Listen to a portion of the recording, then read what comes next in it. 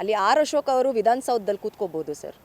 ಇಲ್ಲಿ ಗ್ಯಾರಂಟಿಗಳ ನಿಜವಾದ ಬೆನಿಫಿಷಿಯರಿ ಬಂದು ನಮ್ಮ ರಾಜ್ಯದ ಹೆಣ್ಣು ಮಕ್ಕಳು.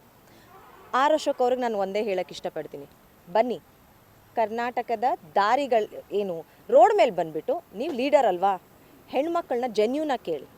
ಗ್ಯಾರಂಟಿಗಳನ್ನು ವಿರೋಧಿಸೋದು ಸುಲಭ, ಬಟ್ ಆ ಗ್ಯಾರಂಟಿಯಿಂದ ನಮ್ಮ ರಾಜ್ಯದ ಆಗ್ತಿರುವಂತಹ ಕ್ರಾಂತಿ ಇದೆಯಲ್ಲ, ಶಕ್ತಿ ಯೋಜನೆ ನೀವು ಅನ್ಕೋಬೋದು ಸುಮ್ಮನೆ ಬಸ್ಸು ಫ್ರೀ ಮಾಡಿದ್ದಾರೆ ಅಂತ.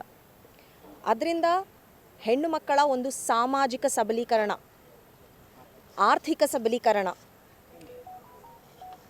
ಕಲ್ಚರಲ್, ಎಕನಾಮಿಕ್, ಸೋಷಿಯಲ್, ಪ್ರತಿಯೊಂದು ರೀತಿಯಲ್ಲೂ ಸಾಂಸ್ಕೃತಿಕ ಸಬಲೀಕರಣವೂ ಆಗ್ತಿದೆ. ಹೇಗೆ ಏನು ಸ್ತ್ರೀ ಶಕ್ತಿ ಗುಂಪುಗಳು ಧರ್ಮಸ್ಥಳಕ್ಕೆ ಹೋಗ್ತಾರೆ, ಆ ದೇವ್ರಿಗೆ ಹೋಗ್ತಾರೆ, ಹೋಗಲಿ ಬಿಡಿ, ತಪ್ಪೇನು ಸರ್? ಈ ಮುಂದೆ ಬರೀ ಪುರುಷರು ಹೋಗ್ತಿರ್ಲಿಲ್ವ? ಯಾಕೆ ಅವ್ರ ಜೋಬಲ್ಲಿ ದುಡ್ಡು ಇರ್ತಿತ್ತು, ಫ್ರೆಂಡ್ಸ್ ಜೊತೆ ಹೋಗ್ತಿದ್ರು.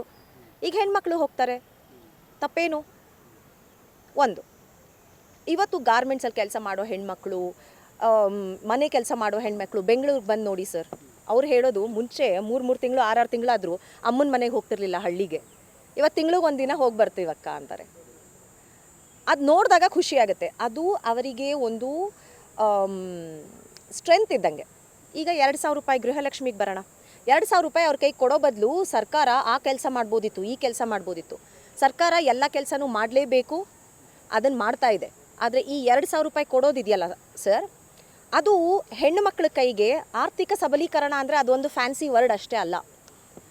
ಆ ದುಡ್ಡನ್ನು ಖರ್ಚು ಮಾಡುವಂತಹ ಡಿಸಿಷನ್ ತಗೊಳ್ಳೋ ಫ್ರೀಡಮ್ ಇದೆಯಲ್ಲ, ಅದು ಪುರುಷರಿಗೆ ಅರ್ಥನೂ ಆಗಲ್ಲ. ಯಾಕೆಂದರೆ ಅವ್ರಿಗೆ ಆಟೋಮೆಟಿಕಲಿ ಬಂದುಬಿಡುತ್ತೆ, ಅವ್ರು ಆಚೆ ಹೋಗ್ತಾರೆ, ದುಡಿತಾರೆ, ಕೈಯಲ್ಲಿ ದುಡ್ಡಿದೆ, ಏನಕ್ಕೆ ಬೇಕಾದ್ರೂ ಸ್ಪೆಂಡ್ ಮಾಡುವಂತಹ ಡಿಸಿಷನ್ ತಗೊಳ್ಳುವಂಥ ಫ್ರೀಡಮ್ ಇದೆ.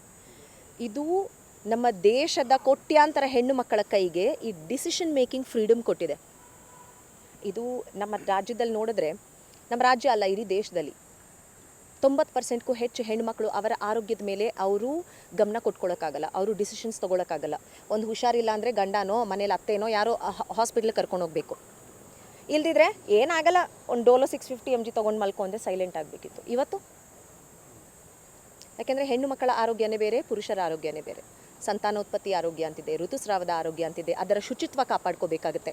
ಪ್ರತಿಯೊಂದಕ್ಕೂ ಈ ಒಂದು 2,000 ರೂಪಾಯಿ ಬಹಳ ಮುಖ್ಯ ಆಗುತ್ತೆ. ಈಗ ಗ್ಯಾರಂಟಿ ಬಗ್ಗೆ ಏನು ಮಾತಾಡ್ತಿದ್ದಾರಲ್ಲ ಅವರೆಲ್ಲ, ಈ ಸಬಲೀಕರಣ ಅಂತೂ ಗ್ರೌಂಡ್ ಲೆವೆಲಲ್ಲಿ ಯಾರು ಇದರ ಅರ್ಹ ಫಲಾನುಭವಿಗಳಿದಾರಲ್ಲ ಅವ್ರ ಹತ್ರ ಹೋಗಿ ಮಾತಾಡಬೇಕು.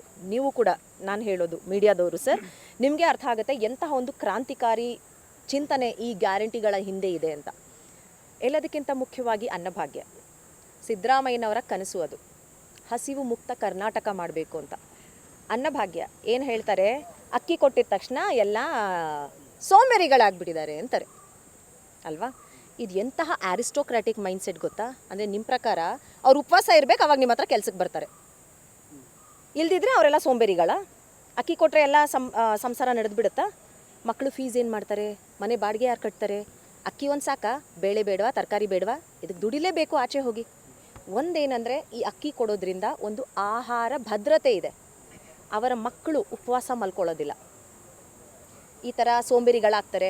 ಇದೆಲ್ಲ ಆರಿಸ್ಟೋಕ್ರಾಟಿಕ್ ಮೈಂಡ್ಸೆಟ್ ಅನ್ನತ್ತೆ. ಅದರಿಂದ ಮುಂದೆ ಬಂದು ಇವತ್ತು ನಮಗೆ ಪ್ರಜಾಪ್ರಭುತ್ವ ಇದೆ. ಈ ಸೋಂಬೇರಿಗಳಾಗ್ತಾರೆ ಅಂದರೆ ನನಗೆಲ್ಲದಕ್ಕಿಂತ ತುಂಬ ಕೋಪ ಬರೋದು ಅಂಥವರು ಮಾತಾಡಿದಾಗ.